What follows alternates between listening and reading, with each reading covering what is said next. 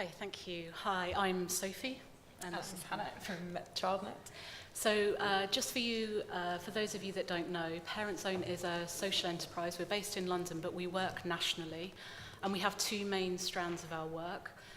One is with our corporate partnerships. So we work with the likes of Google and Facebook, Unilever, taking good information into schools. One of our biggest products is the Vodafone Digital Parenting magazine, which we've published for the last 6 years. The copy's just out now.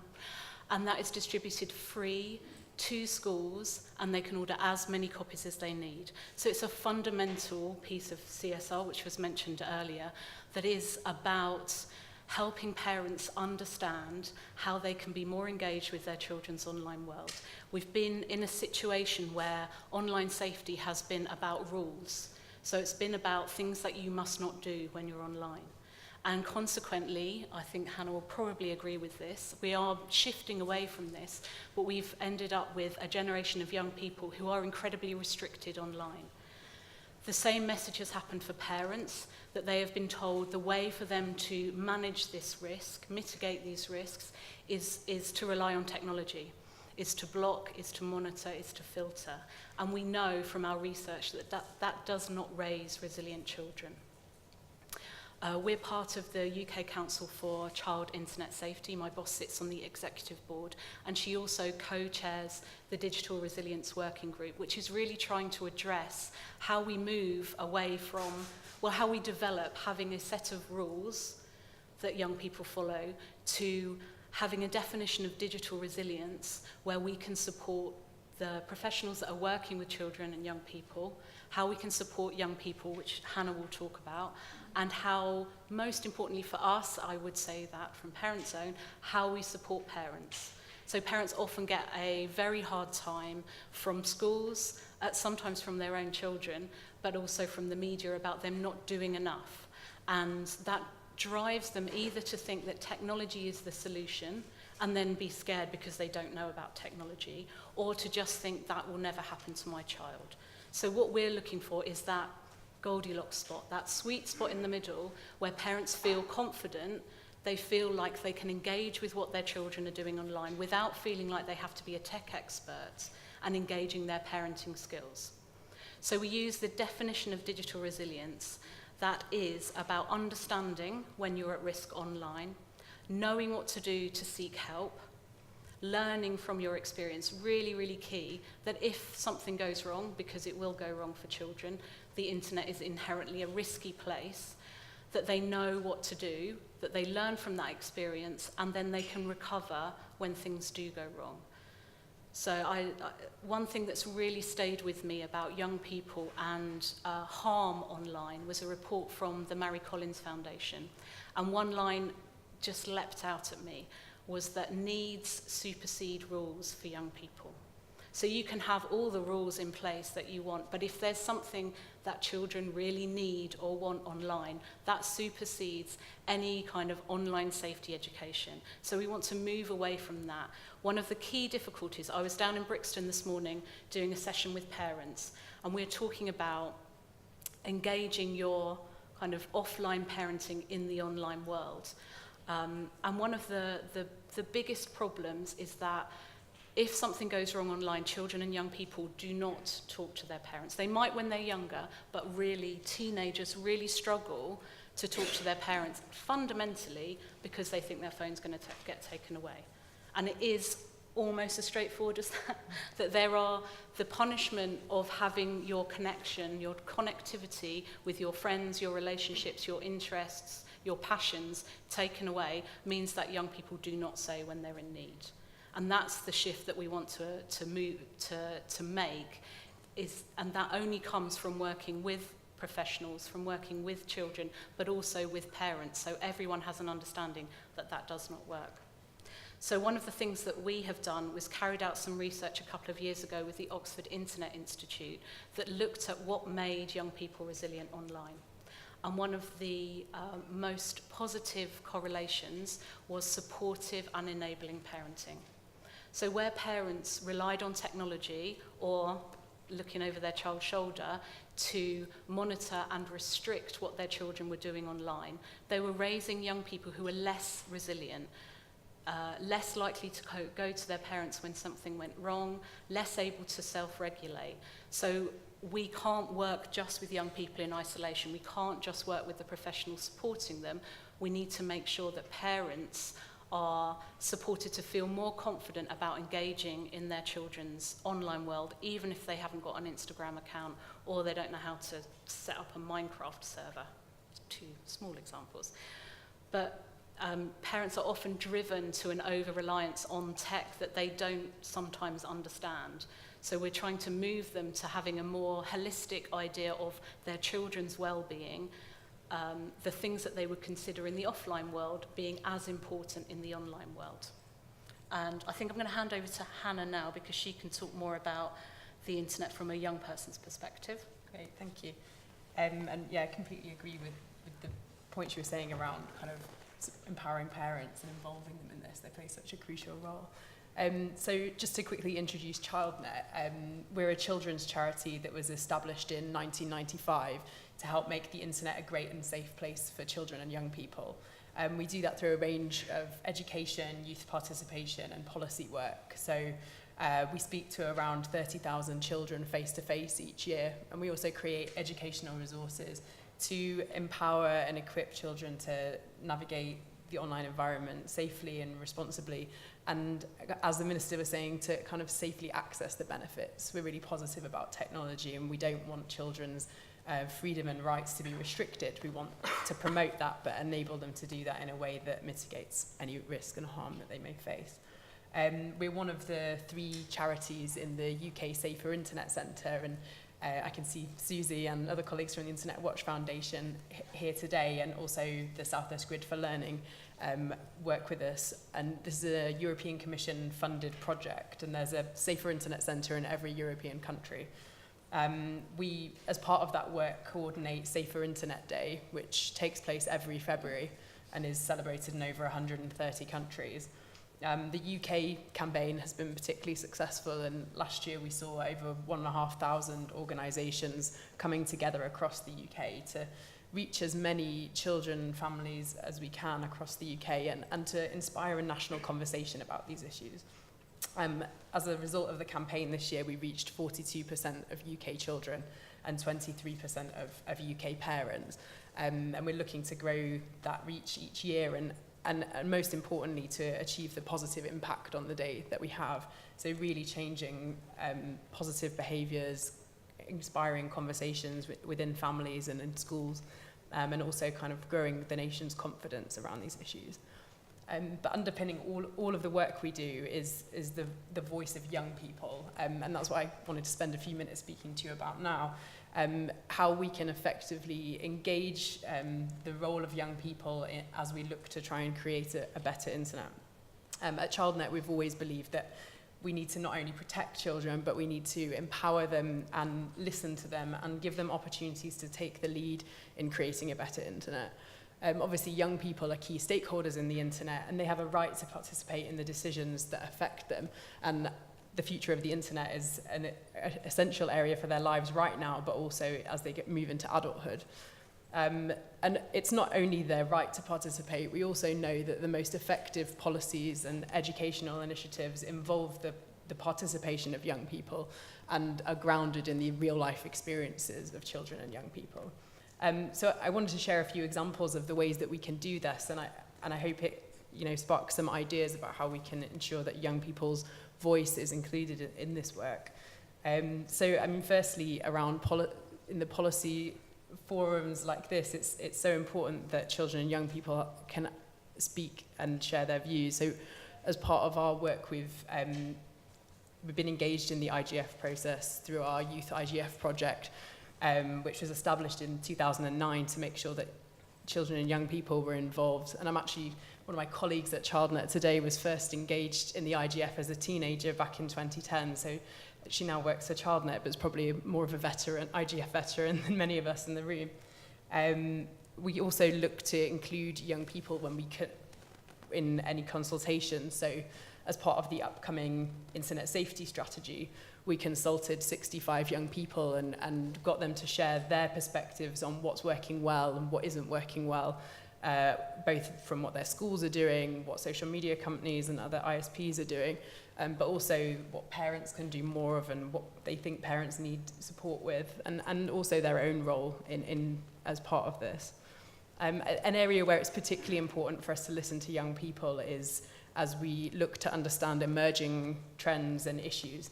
So one area that we've been exploring at the moment is live streaming. So 2016 was quite a big year for live streaming with the launch of Facebook Live, Instagram Live, YouTube Live. And we've been wanting to understand, are young people embracing this new trend? And if so, how? I was quite interested before I share how many young people are live streaming to know in the audience, are you embracing this trend too? So if you could raise your hand if you've live streamed in the last year, have you gone live? I can see a few hands going up. What about in the last day? Leave your hand up if you've live streamed in the last day. So one person. Well, I can tell you, you're not too far behind the young people, but a little bit. So we found in our research for Safer Internet Day this year that a third of young people had live streamed in the last year, and that's 8 to 17-year-olds, and 1 in 10 had live streamed in the last day. And we've done some further research into this and consulted young people to get their perspectives on this. So we found that young people are watching others live stream, whether that's their favourite celebrities doing Q&As or watching people live stream their gameplay on platforms like Twitch. And they're also watching their friends. So we heard from one 11-year-old girl who said that she has tuned into her friends who were live streaming on Musical.ly at a sleepover that they were having. And we know that young people are also sharing their own live streams. So we heard from one 13-year-old girl who said that she likes to go live on Instagram when she's doing her homework so that she can chat to her friends and family while she's doing that. And, you know, these as technology changes and emerging issues arise and, you know, live streaming presents new challenges around reporting and how quickly we can respond to incidents as they happen in a kind of live, in the moment kind of timeline. And by listening to young people, we can ensure that we understand the needs that they have, we understand the potential risks, and we can develop kind of effective approaches. As part of that live streaming work with young people, we also asked them to share their top tips about live streaming safely and positively. And I think engaging young people as the educators is a really valuable approach to make sure that the messages we're sharing are engaging and relevant to this audience. And whenever we kind of deliver education work, we always seek to engage young people throughout the process. And ideally kind of co-producing resources with them or giving them a platform to create the educational content themselves. So, for example, we're delivering a project at the moment about online sexual harassment with partners in Hungary and Denmark. And as part of that, we have youth advisory boards in each of our countries who are shaping the whole project, and youth voice is embedded throughout the 2.5-year long project to ensure that it's, you know, really grounded in the experiences that they have.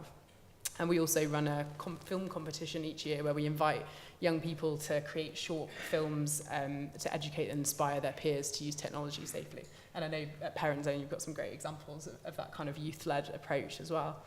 And this kind of peer education approach, I think, has some real value. And we've 2 years ago launched our ChildNet Digital Leaders program, which trains young people to be peer educators in their school communities.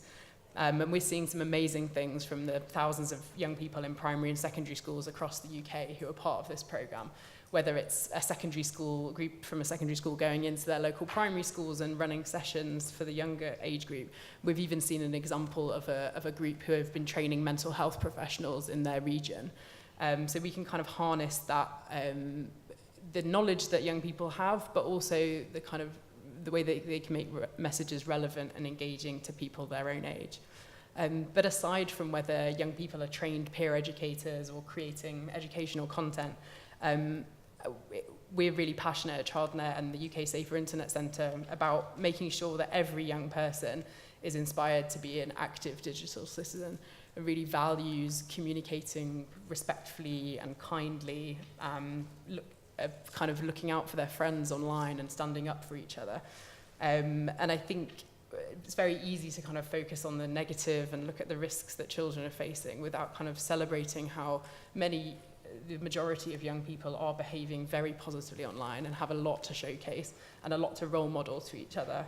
And in our Safer Internet Day research each year, we look to try and showcase that positive behaviour and tell those stories. And I think, you know, all of us in this room have the responsibility to tell those positive stories about young people. And obviously we've heard a lot today about resilience, kind of whether it's business resilience or kind of individual resilience. And I'm quite interested in the idea of a kind of community resilience. How do we help build kind of communities around children or online communities that kind of promote positive collective action, that encourage people to come together and support and identify potentially vulnerable people? There's a lot of kind of strengths and assets within our online communities, and how do we kind of harness those and promote them so that kind of people are thriving online, not just surviving. So I think that's kind of a few thoughts that I hope kind of spark some ideas and some discussion. And we've got about 15 minutes now to take questions for the audience, so if there's anyone who'd like to start. Yeah. Just down at the front.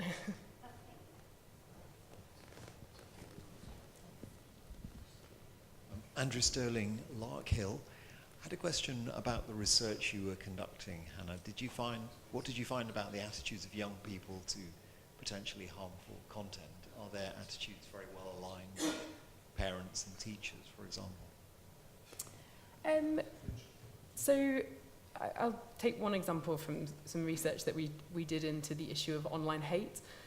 So we did some research with 13 to 17-year-olds about their experiences of exposure to online hate, but also how they're using technology to promote positive messages around diversity and championing rights and standing up to discrimination in all forms. And we found that the majority of young people felt very passionately that the internet should not be a place for online hate to thrive, and they were very passionate about their role in kind of standing up for rights. But having said that, the vast majority had been exposed to that, and indeed a quarter had been themselves targeted because of their race, religion, sexuality, gender, etc. So I think that young people have the same kinds of attitudes as we do in wider society around what behaviour is acceptable and not. But what we need to do is kind of support them to know how to respond in those situations and how to stand up to and look out for each other, as well as kind of thinking about how parents can be involved and how schools and others can facilitate that, really. Is it the same situation for adult content? Yeah, we did some research which I think is probably relevant to this a couple of years ago, looking at the effect of the online space on young people's mental health and well-being, because we run a digital schools program, and we would have teachers telling us it's having a terrible effect on young people's self-esteem, body confidence, their mental health in general. And we wanted to know whether this was actually the experience of young people. And there was quite a difference in it, and that I think certainly there is a concern sometimes amongst parents and professionals that young people are slightly desensitized to some of the content that they see, that we would see and maybe would be shocking or upsetting for us, sometimes is not for young people. Now, I don't know whether that's a sign of the times, whether that's because that's been amplified by technology, but it is something that we have to recognise, that things that we find distasteful, offensive, upsetting, aside from illegal content like hate crime, may not be so for young people. And it was interesting to see those young people who could manage that. And I think that's the issue for a lot of online risk, is that the education has been a kind of blanket approach to everyone needs the same skills, and that is not necessarily true. There will be some children who are going to be more vulnerable to the body confidence pressures, so maybe seeking out pro-Anna sites, having seen an Instagram feed of their favourite celebrity. I mean, that's quite simplistic, but we need to be able to almost kind of triage young people's needs in school, the way that they're supported, so that everybody gets that kind of basic education, and that there are young people who are going to struggle with things and that they need more targeted interventions, because different things affect different children and young people in different ways. I think there's a question down the front here as well. Bahauddin Latif. I was thinking about your point about rights of young people, children. How do they compare to the rights of adults? I mean, I'm speaking in sort of somebody who's protective towards the idea of children. I mean, I see their rights not being comparable to the rights that I have. So, I mean, they don't have the same obligations, for example. I think when we think about children's rights, we have to, it's the kind of balancing of their right to kind of participate and the rights of freedom and expression that they have, and the right to education and so it's kind of these positive rights, which are rights to engage, that we need to promote. And then there are also their rights to be safe from harm. So again, balancing those kind of protections with freedoms. And I think when you say, is it equal to to adults, I think... No, as compared, sorry. Yeah, I mean, in some ways it's even more important with children that we protect and empower them, but in terms of their own responsibilities, they do have responsibilities as well. So I think we shouldn't see them as kind of lesser citizens. Yeah, John, do you want to get involved with this as well? John has done a lot of work around kind of children's rights to participate. Yeah, the simple truth is that all human beings, irrespective of their age, share a set of human rights. It doesn't matter about your age. Children have additional rights which adults don't have. And by the way, some of those include the right to freedom of expression. The right to access information from any source is actually what it says in international law. And these rights are not contingent upon their parents giving them permission, by the way. These are rights which the children have themselves. They are rights holders. Obviously, from a common sense point of view and also in the legal point of view, the way these rights are exercised are mediated by their parents for children, but only until the point where the children themselves have the capacity, the individual capacity, to exercise them intelligently on their own behalf. And by the way, that's been a principle of English law for many, many years, since the case of Gillick that went all the way up to the House of Lords, now the Supreme Court. So children do have rights which are not dependent upon anybody else's permission or notion of what those rights should be. They're set out in international law, and by the way, broadly speaking, they're incorporated into British law and most of the national laws in Europe. Just another very quick point. It's wrong to think there is a competition between protection and education. It isn't. They both need to exist. So, and this discussion about children and children's rights and so on, it's not a utilitarian debate about the greatest good for the greatest number. We have an obligation to every child and every family. The best possible start in life that any child can get is to be born into a loving, nurturing, caring, well-educated, cyber-literate family. Unfortunately, that is not the reality.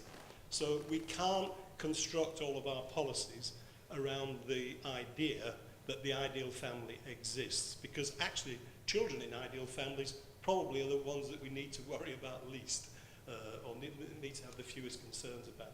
In a way, a lot of what we're talking about is what do we do about those groups that are the hardest to reach?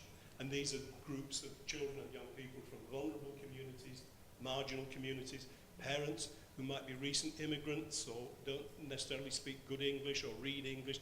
There's a whole set of factors that are in play, and we have an obligation to consider. So obviously, education will always be the first and best route, but it isn't going to be the only route for everybody. And it's how you balance those things out that really makes the difference.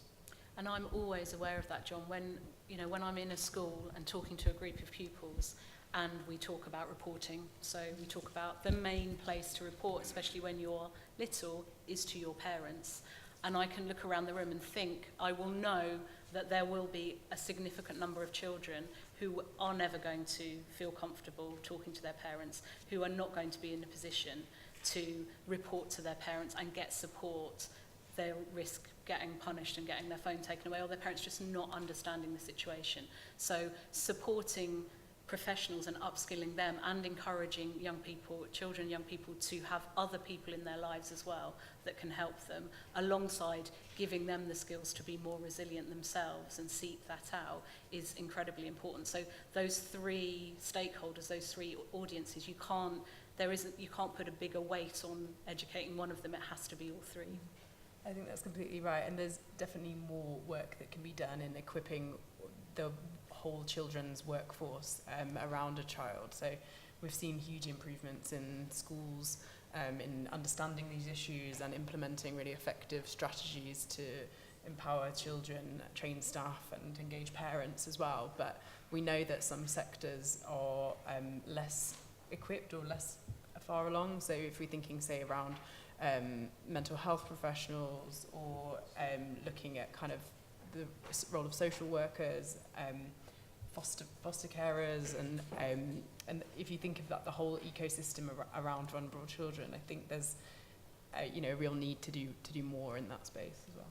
And I think for everyone to understand the impact of potentially the impact of the online space on young people's physical, mental health. I remember Jamie Bartlett at our conference a couple of years ago pleading that GPs ask that as a matter of course, that school nurses ask, what's your online space like? That they have some understanding of that impact on young people's mental health and well-being as well. So upskilling the whole of the workforce to recognise those signs and understand the impact and the positive sides as well. Yeah, that's the thing, isn't there's huge potential. I mean, we're going to hear, I think, next around mental health and what huge positive benefits we can achieve by kind of equipping professionals to use technology both positively, but also making sure they support the children in their care. So. And that peer-to-peer support that young people often find around their mental health online. And they kind of have places that they know to stay away from if they're feeling low. They have places they would recommend their friends to go to.